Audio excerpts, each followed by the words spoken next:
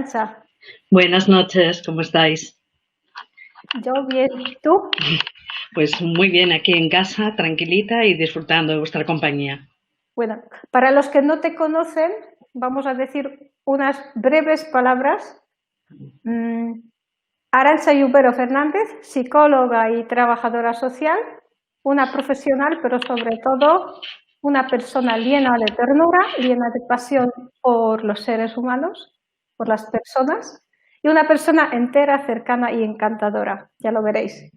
Comprometida profesionalmente en la intervención en adicciones en el Proyecto Hombre, trabaja como psicóloga en el equipo de vida religiosa y en el tratamiento de adultos en la Unidad Clínica de Psicología de la Universidad Pontificia de Comillas. Su labor docente en la actualidad está dirigida a la formación en la intervención en ámbitos de exclusión social en la Facultad de Psicología y Criminología de las Comillas. Si me equivoco, ¿quieres añadir algo? Nada, nada. Pues Lo has dicho todo perfecto, casi, casi demasiado. Bueno, la próxima menos. Eso. Ahora si nos puedes presentar desde el área de la psicología tu estudio o tu análisis de la realidad, cómo ha afectado a las personas en lo mental, emocional, afectivo, todo lo que tú veas y puedas acercarnos. Perfecto. Muy bien. Pues muchas gracias. Buenas noches a todos los que están compartiendo este momento con nosotras y con nosotros. Y sobre todo, bueno, pues el agradecimiento a esta familia palautiana que me ha acogido en su seno desde hace un tiempo y que me hace sentir parte de la familia. Hablar del impacto de la salud mental en la salud mental de la pandemia, la verdad es que no es un panorama amable, no os voy a engañar, ¿no?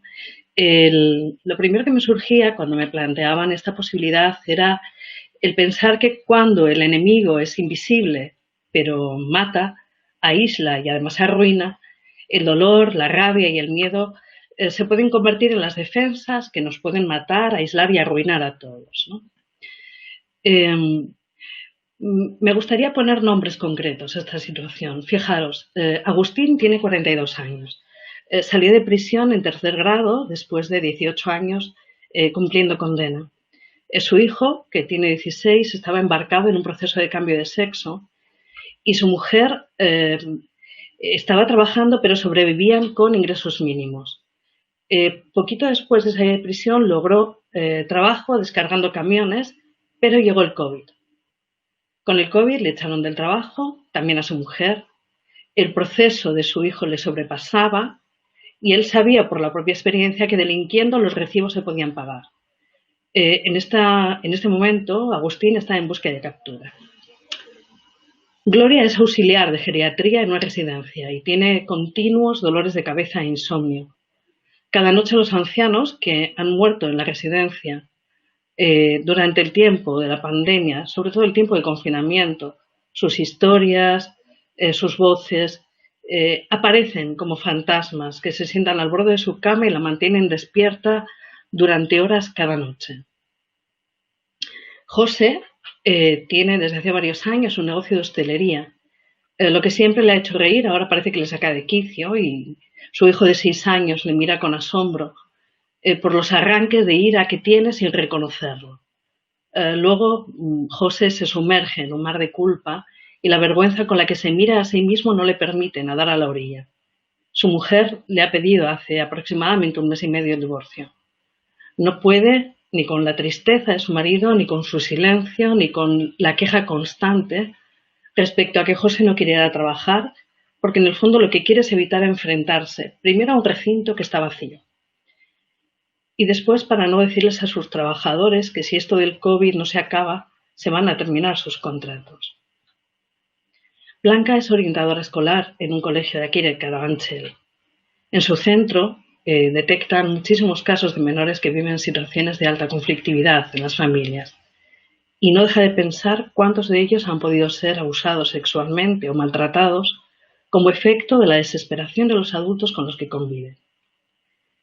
Estos, que son casos reales, es solo un esbozo, ¿no? Con nombres e historias reales que vosotros seguro más conocéis, ¿no? Pero es el modo en el que la pandemia ha golpeado a toda la humanidad, aunque no a todos con la misma fuerza. Obviamente, los más pobres y los más excluidos siempre son los más castigados, ¿no? Pero creo que en esta ocasión hay otros colectivos, ¿no?, hacia los que tenemos que dirigir la mirada, por lo menos en lo que a la salud mental se refiere. La incertidumbre en la salud y en la economía, con su ataque a la supervivencia en cualquiera de sus formas, física, relacional, laboral, es el aire, ¿no?, que estamos respirando una gran mayoría cotidianamente a través de nuestras mascarillas, ¿no? Y yo creo que no encontramos gel desinfectante que elimine fácilmente de nuestras manos la impotencia y la rabia por la falta de medios con los que combatir la pandemia, la pérdida de personas, de trabajo, de ingresos, de rutinas laborales, formativas, de ocio, la pérdida de tiempo y de vida compartida libremente, ¿no?, la pérdida de oportunidad de acompañar físicamente a los afectados en su proceso y a quienes mueren, despedirlos con los rituales necesarios para dejarles ir y podernos quedar algo más serenos y menos rotos, ¿no? Yo creo que no encontramos gel desinfectante tampoco que elimine de nuestra cabeza la incertidumbre, las preocupaciones, los pensamientos catastróficos, intrusivos y rumiantes, ¿no?, la hipocondría, la desconfianza que nos ha surgido también en las instituciones y en el gobierno, por lo que a veces se considera o se percibe, ¿no?, como una respuesta tardía e insuficiente. Y yo creo que tampoco encontramos gel desinfectante que elimine fácilmente de nuestro corazón la soledad, la pena, el enfado, la ansiedad, el miedo, también la añoranza de lo que teníamos y no tenemos, de lo que hemos perdido. No hay gel que elimine fácilmente la vivencia de culpa por aquellos a los que no hemos podido atender ni salvar, por no haber podido estar más cerca de nuestra gente, por haber sido a veces vehículo del virus para otros. En fin, lo que estamos viviendo es además una experiencia que implica el abandono y el repliegue masivo, ¿no?, de los espacios públicos que hasta ahora eran la parte fundante, ¿no?, de nuestro día a día. Los jardines, los colegios, los gimnasios, los bares, las calles, las plazas, todos esos espacios, ¿no?, donde vosotros y yo nos hemos estado encontrando, intercambiando vida y socializando, ¿no? En este sentido, yo creo que la pandemia es un fenómeno que ha provocado una separación importante de lazos afectivos, que ha hecho que la vida cotidiana sea algo más discontinuo, ¿no?, y que irrumpe abruptamente en las rutinas, ¿no?, y los vínculos con los otros que son significativos, ¿no? Obvio que todo lo mencionado son elementos del duelo vital, ¿no?, al que nos enfrenta la COVID-19. Que han generado un incremento de las emociones negativas o displacenteras, de las patologías mentales y una disminución, ¿no?, de las emociones ligadas a la felicidad y a la satisfacción, ¿no? Bueno, no sé si sabéis, ¿no?, que el 10 de octubre de este año, con motivo del Día de la Salud Mental, la Organización Mundial de la Salud publicó un estudio que había realizado en 130 países, ¿no?, entre junio y agosto del 2020. Es decir, muy, muy reciente, ¿no? Era un estudio que pretendía conocer los efectos devastadores, ¿no?, claramente de la COVID sobre el acceso a los servicios de salud mental. Y fijaros, ¿no?, indicaba que la pandemia había o bien paralizado totalmente o dificultado gravemente el funcionamiento de los servicios de salud mental esenciales en el 93% de los países del mundo. Ojo, repito el dato, 93% de los países del mundo, en un momento en el que claramente aumentaba exponencialmente la demanda de atención, ¿no? Y es verdad que muchos países, entre ellos España, ¿no?, han tratado de adoptar la telemedicina o la teleterapia para subsanar en parte estas perturbaciones, ¿no?, de los servicios de atención presenciales, pero han sido insuficientes y en otros países no ha existido alternativa, ¿no? Todavía no hay datos de investigaciones a nivel mundial, pero los que ya existen, ¿no?, y la experiencia práctica de quienes estamos trabajando en el ámbito de la psicología y vivimos el aumento, ¿no?, de las demandas de tratamiento, yo creo que podemos confirmar, ¿no?, que la pandemia no solo ha potenciado el malestar psicológico de personas con un mayor nivel de vulnerabilidad, como las que ya parten de una situación previa, ¿no?, de contacto con la salud mental. Hablo de las recaídas en personas que estaban estables o en personas en las que se ha aumentado la gravedad del trastorno.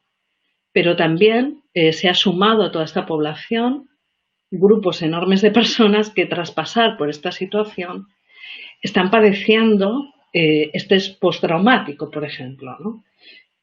Seguro que una compañera que va a participar después lo nombra, ¿no? Y por tanto no me voy a extender, pero el estrés postraumático está especialmente presente en el personal sanitario y diría también en los empleados de crematorios, que apenas se les ha nombrado, ¿no? Pero son personas que están experimentando pensamientos intrusivos, flashback, muchísima ansiedad, muchos trastornos del sueño. Luego nos enfrentamos también a personas que están viviendo duelos muy complicados. Por una parte, duelos anticipatorios, es decir, personas que viven como presentes posibles pérdidas futuras de aquellos seres queridos con alto riesgo, ¿no? Entonces, personas que están como hipervigilantes con sus mayores y una hipervigilancia que a veces llega a ser un vuelco muy agresivo de sus propios miedos, ¿no? También hablamos de duelos congelados, es decir, pérdidas que no se han podido elaborar, ¿no? Y que dejan a la persona en un estado como de un cierto embotamiento afectivo, con dificultad para expresar los sentimientos. Obviamente, el duelo congelado está muy presente en quienes han perdido a familiares, a pacientes y o residentes, ¿no? De sus residencias y centros, y también en personas, ¿no? Que tienen familiares en riesgo. Fijaros, me comentaba un paciente, ¿no? Que me derivaron justo al terminar de la pandemia, ¿no? Que le resultaba imposible poder elaborar el duelo de la pérdida de su madre, ¿no? Hablaba de que su madre tenía mucho miedo al fuego y ha sido incinerada en contra de su propia voluntad, ¿no? Como protocolo del COVID. Pero además las cenizas de su madre han tardado aproximadamente 3 meses y medio en dárselas. Él no sabía ni dónde estaba, ni si las cenizas son de su madre. Es decir, todas las decisiones que se han tenido que tomar para solucionar los problemas que la COVID iba surgiendo en los diferentes ámbitos han tenido repercusiones y están teniendo repercusiones serias, ¿no? En la salud mental, en las emociones, podemos decir de todos, ¿no? Otras de las repercusiones, obviamente, son la depresión, la ansiedad, ataques de pánico, fobias que derivan a veces en conductas compulsivas o evitativas, ¿no? Esta sintomatología que acabo de nombrar también está muy presente, especialmente en el personal docente, en los autónomos, sobre todo en la hostelería, de los comercios, pero también en empleadas de hogar, en cuidadoras que trabajaban sin contrato y que por el temor a contagiar a las personas que cuidaban o a las familias que viven en sus hogares se han quedado sin trabajo y por tanto han entrado en estas situaciones económicas tan paupérrimas, ¿no? De las que nos hablaba Joan. También encontramos, ¿no? Un incremento en los conflictos relacionales y de la violencia intrafamiliar, tanto de género como de menores a progenitores, como de adultos a personas de la tercera edad, ¿no? Y tristemente también encontramos, además del aumento de las conductas adictivas, ¿no? Alcohol, drogas, juego, compras, comida, sexo, también encontramos un incremento de conductas autolíticas y de suicidios consumados, ¿no?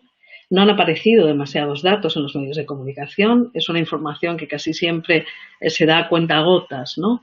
Pero ha habido un aumento de los suicidios, sobre todo en población con trastorno mental grave y en quienes se han visto abocados a una ruina económica, ¿no?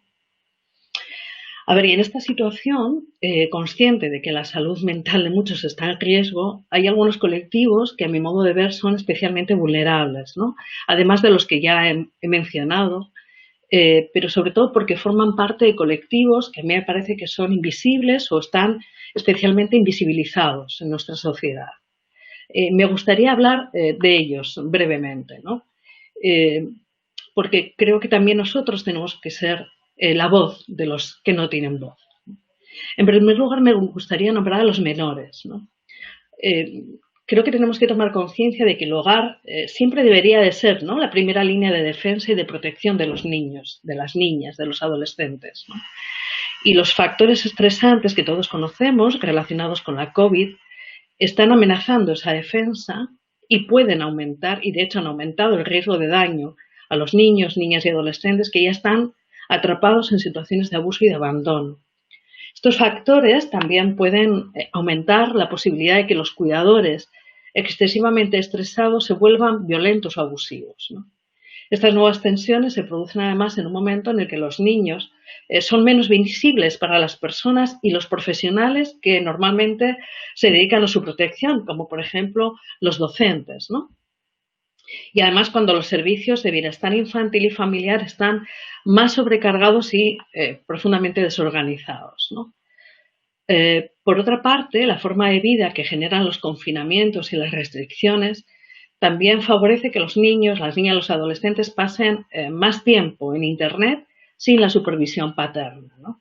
Fijaros, ¿no? Se calcula de hecho que el número de acosos a menores, ¿no? De acoso sexual hablo, a menores por esta vía de Internet, el famoso grooming, ha aumentado entre un 100 y un 200%. Esto es una barbaridad, ¿no? Es importante que sepamos que se ha incrementado exponencialmente la consulta de los portales de Darknet, ¿no? En busca de material gráfico de abuso infantil y de intercambio para la trata de menores, así como la visita a portales de pornografía en la Clearnet, ¿no? Fijaros, lo que nosotros vemos de Internet habitualmente, donde nos manejamos la mayor parte de la población, quiero pensar, solo es el 18% de toda la red. Lo demás es prácticamente organismos oficiales y esta red oscura donde se mueve la trata de menores, trata de blancas, etcétera, etcétera, ¿no? En segundo lugar, hay otra población que a mí me parece que queda invisibilizada y son las mujeres prostituidas. Digo prostituidas porque son víctimas de trata en la mayor proporción de ellas y han quedado fuera de las calles, pero no al margen de la explotación, ¿no? Han sido trasladadas a los domicilios de los puteros, confinadas en pisos, obligadas a ser abusadas también utilizando las tecnologías. Pero aún así la disminución del número de abusos a los que han sido sometidas han reducido los ingresos, pero aumentan la deuda con los proxenetas, ¿no? Han experimentado un aumento de todas las sintomatologías habituales, pero especialmente de la disociación como fruto de la retraumatización que supone el confinamiento que por otra parte les conecta con el tiempo de secuestro ligado al proceso, ¿no? Que han vivido de tráfico humano y de trata. Un tercer colectivo que me gustaría reseñar son los inmigrantes, que se quedan muchos de ellos sin trabajo y en tierra de nadie, porque por una parte no pueden volver a sus países cuando tienen las fronteras cerradas, ¿no? Especialmente es grave la situación de los indocumentados que están en los centros con un alto nivel de hacinamiento y de desatención. Angustia además incrementada por la incertidumbre respecto a la situación de sus familias en los lugares de origen, por la falta de medios, porque han sido estigmatizados culpándoles de los aumentos de los contagios. En las noticias esto ha sido explícito, ¿no? Esta culpabilización. La COVID no discrimina, pero desde luego la sociedad lo sigue haciendo, ¿no? Y finalmente me quiero referir a las personas sin hogar que han quedado de nuevo en la calle tras el primer confinamiento, al menos en España, ¿no? Es cierto que la mayor parte de ellos fueron atendidos en alojamientos colectivos, con el riesgo que esto supone, y que a mí por lo menos me hace preguntarme si el objetivo era preservarlos del contagio o evitar que contagiaran a otro, porque nuevamente están en la calle. En fin, que terminado el primer periodo quedan abandonados a su suerte, ¿no? Me vais a perdonar que me haya puesto tan seria y que la situación que plantea a nivel de salud mental sea tan dramática, pero existe. Obviamente, también existe la resiliencia. No voy a negar que la capacidad de muchísimos seres humanos de salir fortalecidos de esta situación es innegable, ¿no? Yo creo que esta situación también nos obliga, ¿no?, a replantearnos la vida, a afrontar situaciones que antes no habíamos afrontado y que también, ¿no?, en este invierno aparecen veranos que no conocíamos, ¿verdad? Pero creo que eso no puede desviar nuestra mirada de la pandemia que ya está presente y es también la del impacto en la salud mental. Gracias a todos por vuestra atención. Podemos tender manos visibles, ¿no?, que abracen el dolor, que contengan la rabia y que protejan del miedo, ¿no? Hay una canción de mi querida Emilia Arija que me encanta, que dice, si se cierran, se vuelven un puño que amenaza, que irrita y golpea, pero si abres los dedos se vuelven manos abiertas, que acarician, que piden y trabajan y que adoptan un gesto de espera, que saludan, que invitan y dan, son puentes, ofrecen amistad sincera, manos incansables que derrochan consuelo en las penas, manos fuertes, manos con calor, que se aferran a otras con fuerza, derribando los muros del miedo, y comparten risas y dolor, manos abiertas. Yo creo que en estas frases se concentra aquello que sí podemos hacer, aquello a lo que estamos llamados por ser ciudadanos y ciudadanas del mundo, por ser creyentes, por ser parte de la familia palautiana. De la mano del Papa Francisco, tal como nos invita en la encíclica sobre la fraternidad y la amistad social, que por cierto no tiene desperdicio, ¿no? Hemos de repensar nuestros estilos de vida, nuestras relaciones, la organización de nuestras sociedades y sobre todo el sentido de nuestra existencia. Entiendo que debemos ser manos que denuncian para hacer visibles a los invisibilizados. Y voy a decir cosas para mí muy concretas. Tenemos que denunciar públicamente y participar en el juego político para cambiar las estructuras macrosistémicas que favorecen la desatención de los más vulnerables. Algunas pistas: la inclusión de las consideraciones psicosociales y sobre salud mental en la respuesta nacional a la COVID. Trabajar para que se puedan aumentar los presupuestos nacionales de salud destinados a la salud mental. Antes de la pandemia no llegaban al 2% en el mundo y el 5% del presupuesto sanitario en España. Creo que hay que garantizar una atención ininterrumpida, presencial, para las personas con trastornos mentales graves y definirla como servicio esencial que debe seguir prestándose durante la pandemia presencialmente. Colaborar con las organizaciones vinculadas al rescate de víctimas del tráfico, la trata y la explotación sexual, para exigir una ley que en España no existe, no sé en otros países del mundo. En España no existe una ley contra la trata. Y tenemos que forzar que esto se produzca para que cada ser humano no sea tratado como un medio, sino como un fin en sí mismo. Y creo que tenemos que generar una cultura inclusiva de cuidado mutuo en el que las medidas se tomen para proteger a todos y no solo a la población que socialmente se considera económicamente productiva. Creo que debemos ser manos que abran cauces para que la ayuda llegue a todo el que la necesite. Las intervenciones digitales en salud mental deben ser mantenidas junto a las presenciales, en el abordaje de la ansiedad, de la depresión, de la autolesión, del suicidio, intervenciones terapéuticas combinadas, llamadas telefónicas y mensajes para llegar a las personas con recursos digitales más pobres. Hay mucha población que necesita de nuestras manos que no está comunicada a través de las redes. En la tercera edad y las patologías mentales, yo creo que hay que hacer un seguimiento de la soledad, porque la intervención temprana es importantísima y es prioritaria, ¿no? Es una forma, ¿no?, de poder protegerse contra todas estas consecuencias tan aversivas, ¿no? Para ello, algunas propuestas: la elaboración de mapeos en nuestras zonas de influencia, en los colegios, en las parroquias, en el barrio, en el vecindario. ¿Qué quiero decir con mapeos? Localizar a personas o familias vulnerables y establecer una red de apoyo comunitario con el vecindario, con los comercios, con los porteros de las fincas. Y de esta manera organizar un dispositivo de asistencia comunitaria, presencial y telemática, ¿no? Creo que con esto trato de responder también a una compañera que planteaba la pregunta, ¿no?, por el chat, creo que se llamaba Paola Rifo, de cómo llegar a las personas más inaccesibles. Pues quizás la forma es indirecta, ¿no? Estos mapeos que a través de las zonas de influencia, que es lo que está más cerca de nuestra posibilidad de maniobra, podemos, ¿no?, detectar esas personas y tratar de llegar a ellas de esa forma más indirecta, ¿no? Y finalmente creo que tenemos que ser manos que caminen de la mano de otros. Como decían las compañeras anteriores, generando procesos participativos en los que además cada quien sea protagonista de su propio rescate, ¿no? Para esto yo creo que los profesionales tenemos que saltar a la intervención comunitaria, salirnos de ese rol de expertos poniendo nuestro conocimiento al servicio, ¿no? De ese liderazgo compartido, ¿no? Tenemos que seguir apelando a la responsabilidad compartida porque yo creo que de esto, como de casi todo, o nos salvamos juntos o no nos salvamos, ¿no?